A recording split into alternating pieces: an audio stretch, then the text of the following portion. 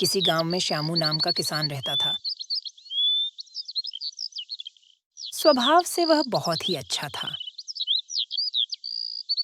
उसका एक खेत था जो बहुत ही छोटा सा था, जिस कारण उसके परिवार की गुजर बसर बहुत ही मुश्किल से हो पाती थी।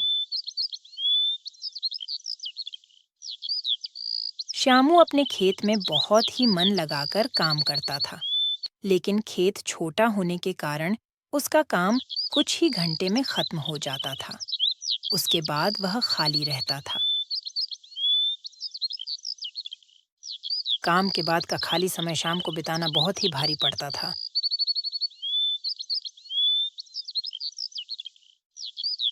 इसलिए उसने एक दिन सोचा कि क्यों ना इस खाली समय में गांव के ही सेठ जी के खेत में मजदूरी कर लिया जाए। इसे खाली समय भी कट जाएगा और घर में पैसों की कुछ कमी भी दूर हो जाएगी। गांव के सेठ जी बड़े भले इंसान थे। श्यामू जब उनसे काम मांगने गया तो सेठ जी ने कहा, तुम्हें मेरे खेत में मजदूरी करने की जरूरत नहीं है। आज से मैं पूरे खेत की जिम्मेदारी तुमको देता हूं। जो भी फसल होगी आधा मुझे दे देना और आधा तुम ले जाना। सेठ जी के इस भले व्यवहार से श्यामू बहुत ही खुश हुआ और अगले दिन से उसने खेत में काम शुरू कर दिया। वह प्रतिदिन सुबह सबसे पहले अपने खेत का काम खत्म करता और फिर सेठ जी के खेत में काम करने चला जाता था।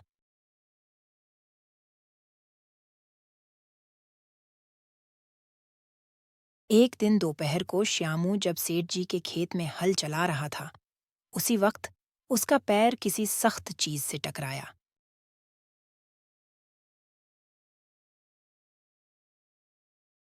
जब उसने मिट्टी हटाकर देखा तो वहां पर एक मिट्टी से बना छोटा मटका था, जिसके ऊपर लाल कपड़ा बंधा हुआ था।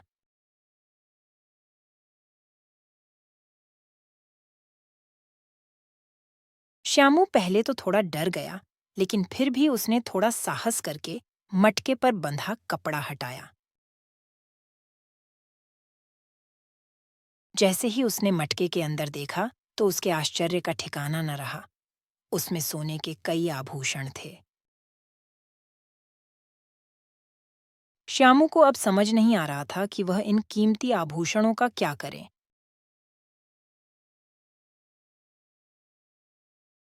एक ओर वह सोचता, इसे किसी सुनार को बेचकर अपने घर की पैसे की कमी को हमेशा के लिए खत्म कर देता हूँ।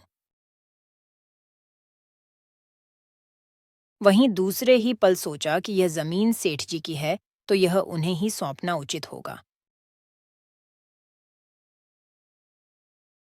काफी देर उलझन में पड़े रहने के बाद भी वह अंत में सेठ जी के घर ही गया। उसने सेठ जी को सारी कहानी बताकर मटका उन्हीं के सामने रख दिया।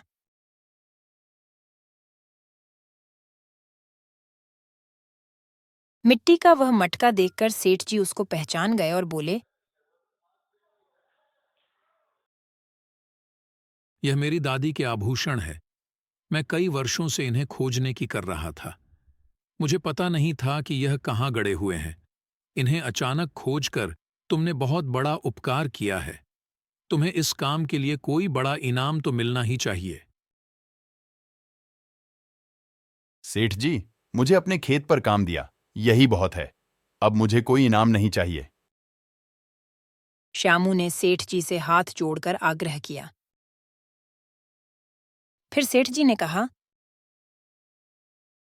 श्यामू, मैं जानता हूं तुम बहुत ही मेहनती और ईमानदार हो, लेकिन इनाम तो तुम्हें स्वीकार करना ही होगा।